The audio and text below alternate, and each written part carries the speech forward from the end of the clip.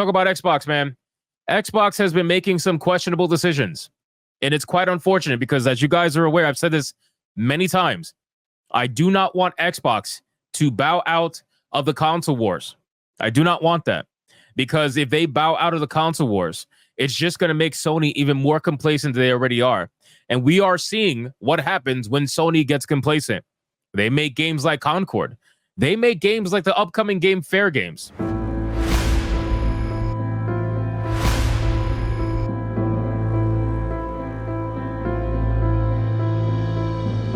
They don't know what they're fucking doing. They get complacent, they get lazy, and it leads to nothing good. Well, Xbox is not doing anything good. You know, they are. If this is Sony's competition, then I can understand why they are just having a field day with Xbox. But we have an article here from That Park Place, and it says the following: Xbox Game Studios' upcoming Civilization competitor, Aura: History Untold, features non-binary leaders. Ladies and gentlemen, non-binary leaders. So, you know, I saw this, and originally I thought there's no way, right? I was thinking to myself, I'm like, there really is no way, right? And how can you be so on the nose, right? Like, this is getting really boring, right? It's not even funny anymore. You know, when I cover this stuff and I make videos on it, half the time, I'm not even laughing at it anymore. I just don't even find it funny anymore, because now it's gotten to the point where it's really fucking pathetic. It really is. It really is fucking pathetic. I don't understand why you would want to make a video game, right? Why you would want to make a video game based in history. You're literally making a game that is supposed to compete against Civilization, right? Which, by the way, I mean, if you guys ever played Civilization, you would understand, you know, it's pretty historically, you know, it's I wouldn't say 100% accurate, but it's almost there. You know, it takes itself pretty seriously, let's just say, while also providing entertainment. But now we're getting to the point where you're just straight up fucking lying, right? You're straight up lying, just out in the open for everyone to see. Non-binary leaders? Are you fucking kidding me? Ain't nobody back in this time call themselves non-binary. Seriously? And you just know they're going to do it with the female leaders, right? They almost never do it with the male leaders. You guys realize that? Most of the people who come out as non-binary are female. That's what I've noticed anyway. I don't know about you, but I've noticed that if you look at the gaming industry, if you look at Hollywood, you know, pretty much everybody who's non-binary is a fucking female. It's a female who doesn't feel special enough being a female, right? Because women want to feel special, right? So if you don't feel special enough being a female, or if you're just flat out fucking ugly and you don't have pretty privilege, then most of them come out to be non-binary, right?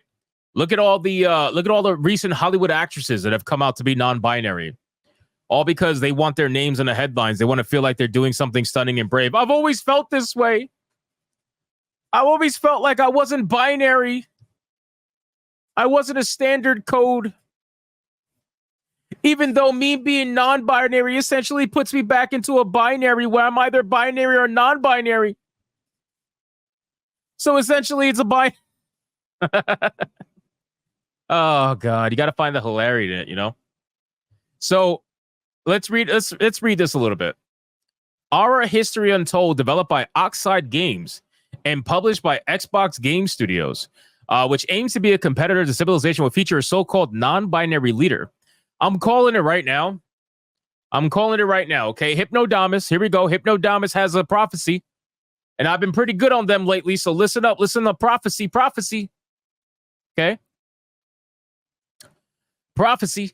Joan of Arc is going to be the one who is non-binary, or Jean. I don't even know how to say that. Jean d'Arc, whatever.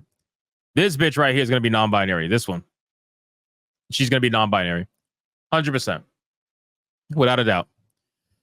The game, which releases later this month, features a Game Pass trophy called Barbenheimer, which I'm assuming that's a play on words. considering Barbie and Oppenheimer.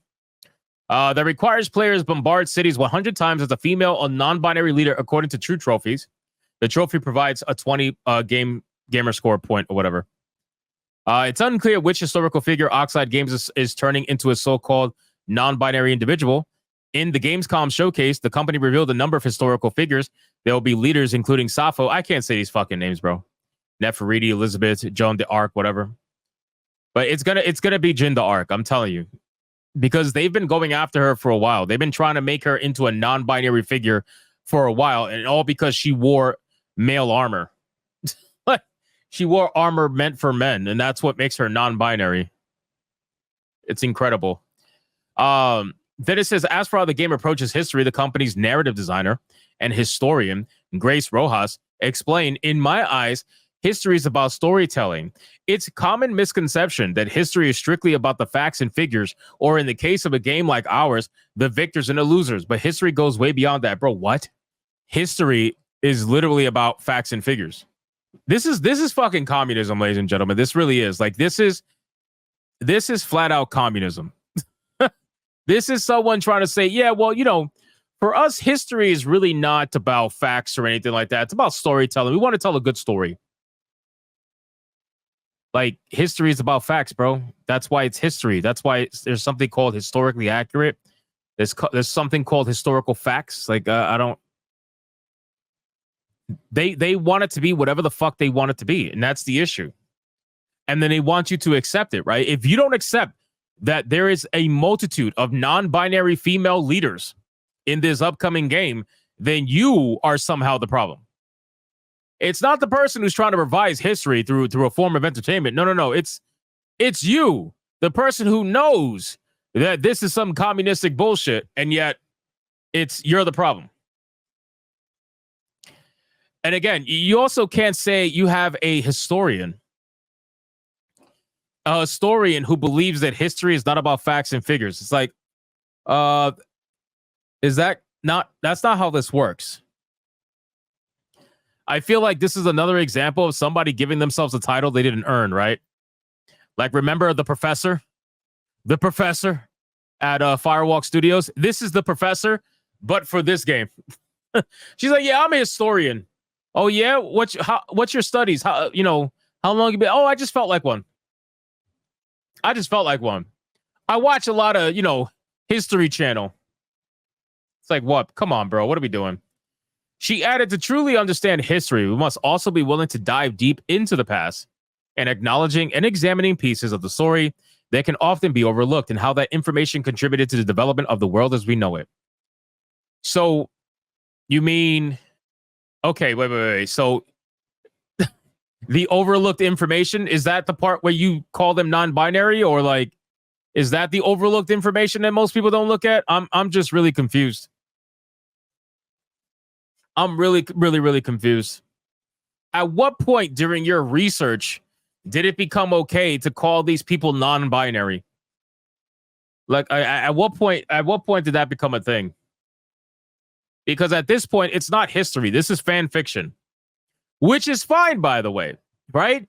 I'm okay with a video game using historical context and making shit up, so long as you don't try to say you're being historically accurate, right? Like, as long as you don't say you're being historically accurate, it's cool. You could do whatever you want. You got fan fiction. You have all kinds of things. It's okay. But don't claim to be a fucking historian and then have a video game where you're calling these people non-binary, because then I'm going to call bullshit. I'm going to call them bullshit on your historian title, or I'm calling bullshit on the fact that you're making a game that is historically accurate because you have historians, right?